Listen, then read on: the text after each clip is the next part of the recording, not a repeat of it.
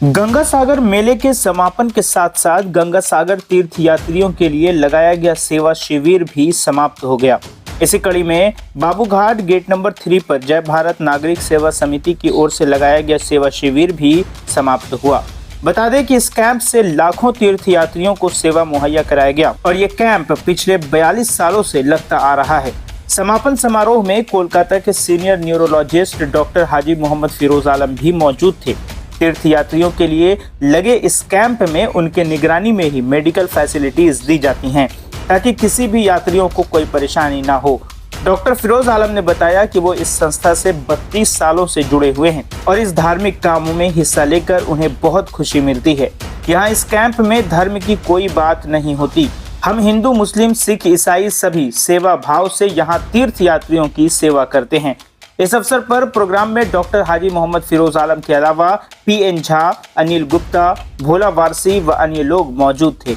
इस दौरान सभी ने उन लोगों को याद किया जिन्होंने इस सेवा शिविर की शुरुआत की थी। आगे सभी ने कहा कि हमारे अंदर जब तक जान है तब तक ये सेवा हम देते रहेंगे। इस अवसर पर सभी कार्यकर्ताओं को भी सम्मानित किया गया जो हर वक्त यात्रियों की सेवा में लगे हुए थे। बता दें कि यहाँ लंगर, मेडिकल फैसिलिटीज और यात्रियों के रहने और सोने के इंतजाम किए गए थे। आइए सुनते हैं सभी ने क्या कुछ कहा है। देखिए, जैसे मैंने पहले भी कहा कि ये आज से नहीं, पिछले 42 साल से होता आया है। 32 साल तो मुझे ही हो गए, तो ये बहुत बड़ी बात है। इंसानियत का बहुत बड़ा मिसाल है। हमारे देश में इतने भाषा के लोग रहते हैं और सब एक साथ रहते हैं, और ये जो शिविर है यहाँ पे किसी के लिए कोई ममानियत नहीं है कि आप हिंदू हैं, सिख है, मुसलमान है, ईसाई है।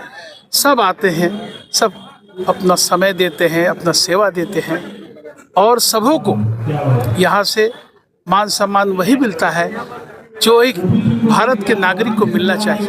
ये बहुत बड़ी बात है। देखिए, सबसे पहले तो उन लोगों का शुक्रिया अदा करने का अल्फाज हमारे पास नहीं है कि उन्होंने इतना पावन कार्य किया अपने जीवन काल में और फिर परलोक सुधार गए। तो उन लोगों ने जो किया वो एक मिसाल है। जो भी गुजर गए हमारे बुजुर्ग लोग, उन लोगों ने जो किया है ये एक एग्जाम्पल है। उन लोगों ने अपने इनिशिएटिव लेके इस मकाम तक पहुंचाया, और उसके बाद वाले जनरेशन लोग जो हम लोग हैं, तो हम लोग उनके इनिशिएटिव को, इनके प्रिंसिपल को मानते हुए, दस्तूर को मानते हुए इस प्रोग्राम को आगे ले जा रहे हैं।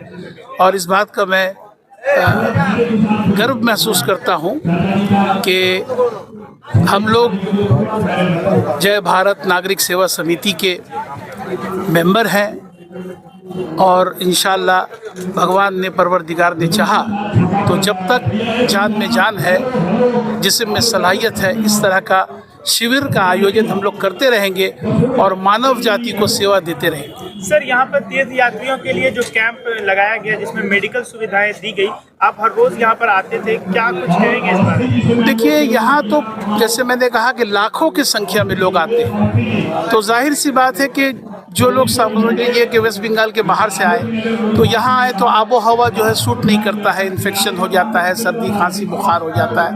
तो ये मेडिकल कैंप्स बहुत ज़रूरी है।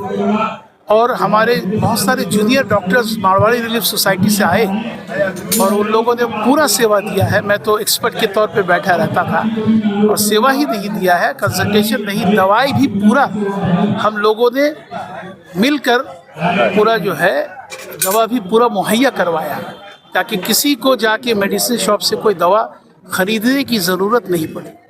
देखिए, ये तो यात्री सेवा के लिए है। हम अपना कर्तव्य निभा रहे हैं। हमसे जो सेवा होता है, दूर दराज से यात्री आते हैं, उनको रहने का, खाने का, दवा का सब व्यवस्था करते हैं, क्योंकि वो लोग बहुत कष्ट से आते हैं और गंगा सागर जाते भी हैं और आते हैं। दोनों सेवा हम लोग उपलब्ध है हमारे पास। हमसे तो पूछिए नहीं, हम कितना खुशी होते हैं। हमको तो स्वर्ग यहीं दिखाई देता है, क्योंकि हम 24 घंटा यहाँ रहते हैं। हमको कोई कहता है ऊपर में सो नहीं, हमको यहाँ दिखाई देता है, आँख से स्वर्ग देखते हैं। जब 2 बजे 3 बजे रात में माथा पर टोकरी लेके हजार के यात्री जहाँ तहाँ से जाते हैं, तो यही हमको स्वर्ग दिखाई देता है। सीख के जा रहे हैं।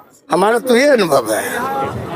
ये हम लोगों का बहुत सौभाग्य है कि ऐसे शुभ अवसर परमात्मा के द्वारा हमें मिला, जो कि हम अधिक से अधिक मनुष्यों का सेवा कर सको, यही हमारा लक्ष्य बना है।